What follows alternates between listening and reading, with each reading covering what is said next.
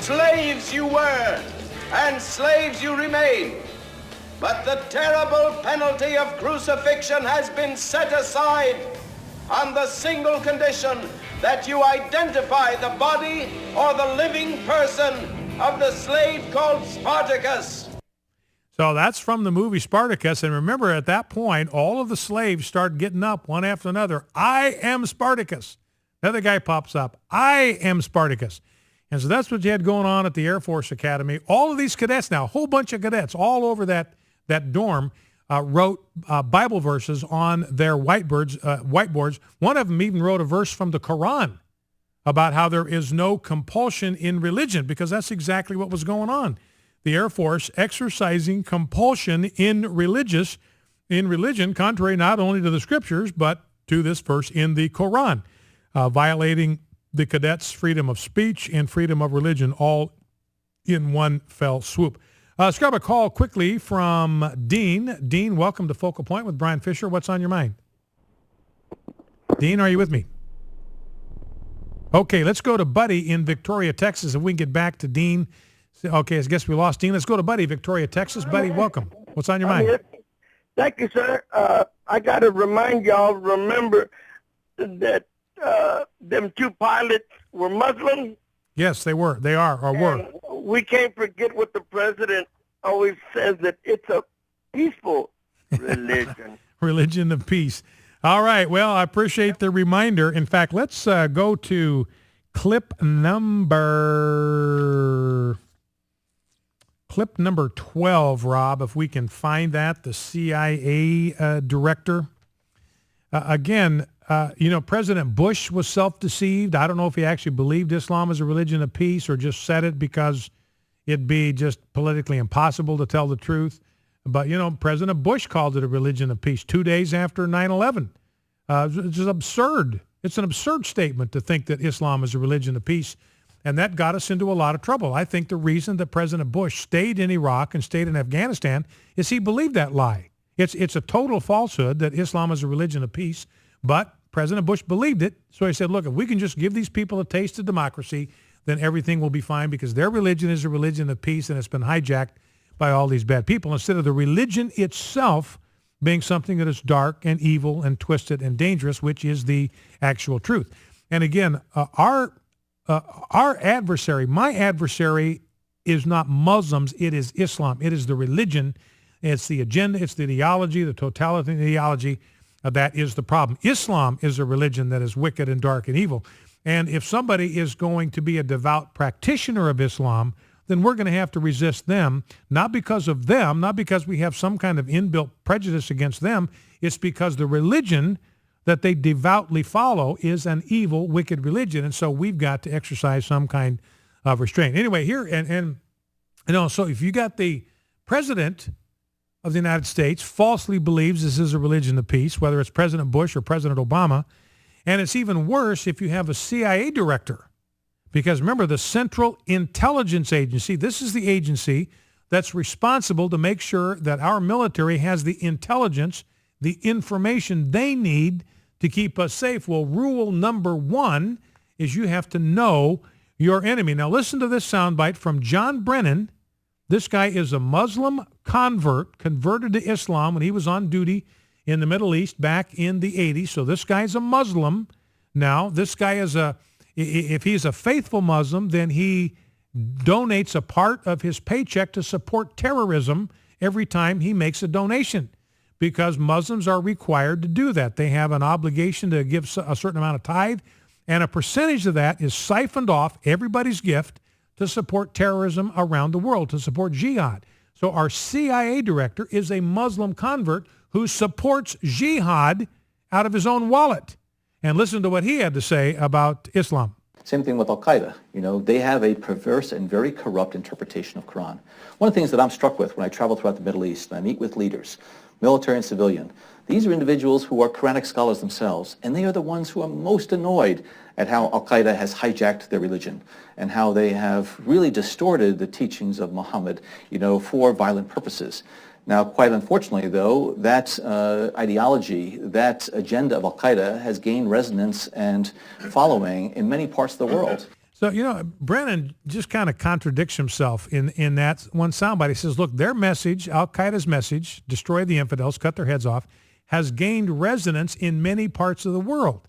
And he starts off by saying, hey, nobody really believes this in Islam. Most Muslims don't believe this. This is just a handful of people, these Al-Qaeda types that believe it. So trying to put the best face on it. But ladies and gentlemen, that's a dangerous thing. When you've got a guy that's a Muslim convert that actually supports terrorism out of his own wallet, and then is so, he's not deceived about Islam because he knows what the religion teaches. He knows the message is gaining resonance, but he's deliberately lying about it to the American people, saying that Al-Qaeda, the people in Al-Qaeda, have corrupted this religion. No, they haven't corrupted it. They've expressed it. They have lived it out. They are the most devoted followers of Islam that you are going to find on the planet. They are the living expression of what Islam is designed to be. All right, let's see, where do I want to go? I want to get some of these sound bites because we got some good ones in here. Let's drop down to clip number 8, if we can, Rob. This is Trey Gowdy, one of my heroes on Capitol Hill. And Trey Gowdy has sponsored a bill which would enable the House of Representatives to sue the president if he doesn't enforce the law. In other words, what Trey Gowdy is saying is what we've all been saying. Look, we have a president that's out of control. Congress passes laws, which is its constitutional duty. They are sent to the president. He signs them. They become law. We have a president who took an oath. He put his hand on the Bible, raised his right hand to Almighty God, and say, I will faithfully uphold and execute the laws of the United States. And then he turns right around and ignores them. And so everybody's been asking the question, what do we do? The one remedy is impeachment. Practically speaking, that's not going to happen. So Trey Gowdy says, look, one of the things we can do is we can pass a law that grants Congress standing to sue the president for not enforcing the laws that we have sent to him. Because right now, Congress has no standing. A president ignores a law that's sent to him by Congress. There is nothing that Congress can do about it short of impeachment. And Trey Gowdy says, at least let's give ourselves the opportunity to appeal to the federal judiciary to hold the president accountable for what he does. Now, I'm going to play just an excerpt of his speech on the floor, his powerful speech yesterday. And what Trey Gowdy says, I'm not going to play this part of the speech, but he reminds the representatives, look, the president has a veto power. So he can veto any bill that we send to him for any reason. He doesn't even have to explain why he's doing it. If he just wakes up in a bad mood, he can veto a bill if he doesn't like it. He can refuse to defend the constitutionality of a law. He did that with DOMA. Said, Derek Holder, I don't want you to defend this thing, so they didn't defend it. He can issue pardons. People can break the laws that Congress passed. They can be sentenced to prison, and President Obama has the power to pardon them for their offenses. They have prosecutorial discretion. You may be not able to prosecute every crime, so you got to pick the ones, the most egregious ones, and go after them. And so Trey Gowdy says, look, the president has an enormous amount of power, and this is where he picks up. What are we to do when that amount of power is not enough? What are we to do when this president or any president decides to selectively enforce a portion of a law and ignore other portions of that law? What do we do, Mr. Speaker, regardless of motivation, when a president nullifies our vote by failing to faithfully execute the law? How do we explain waivers and exemptions and delays in a bill passed by Congress and affirmed by the United States Supreme Court? How do we explain away a refusal to enforce mandatory minimums that were passed by Congress and affirmed by the Supreme Court? And why pursue, Mr. Speaker, immigration reform if presidents can turn off the very provisions that we passed? In the oath that brand new citizens take, it contains 6 different references to the law. If it's good enough for us to ask brand new citizens to affirm their devotion to the law, is it too much to ask that the president do the same? If a president can change some laws Can he change all laws? Can he change election laws? Can he change discrimination laws? Are there any laws under your theory that he actually has to enforce? So that's Trey Gowdy on the march to getting a text message from my bride, getting amped up over that, and I think rightfully so. I mean, he has every right to complain. Everything he says in there is absolutely true.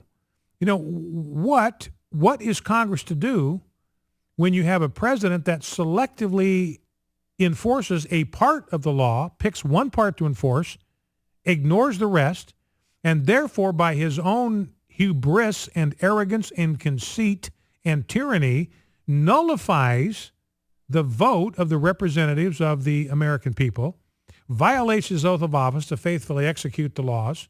What are we to do when he's amended the health care bill untold times? I think the number of times that thing has been modified now is up over 3 dozen. And the bulk of those are by his own doing. So what are you to do when Congress passes laws that establish minimum mandatory sentences for drug trafficking and the president just decides not to impose them? What are you supposed to do? What do you do when he just ignores immigration law? We talked yesterday about the fact that there's a real backlog now of legal immigrants who can't get their paperwork processed because President Obama, on his own authority, executive authority, unconstitutional, unethical, illegal, immoral, has instituted his own version of the DREAM Act. So all these young people now are going to these immigration offices, and President Obama is putting them at the head of the line to make sure that their request for deferred action gets processed before those who are legal immigrants and have been waiting in line all this time playing by the rules. And Trey Gowdy says, what are we to do?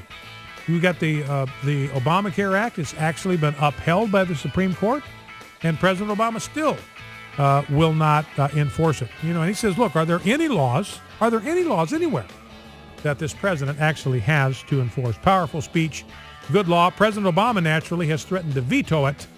He can veto any bill that would require him to carry out his sworn sacred oath to God Almighty. Focal Point in AFR Talk.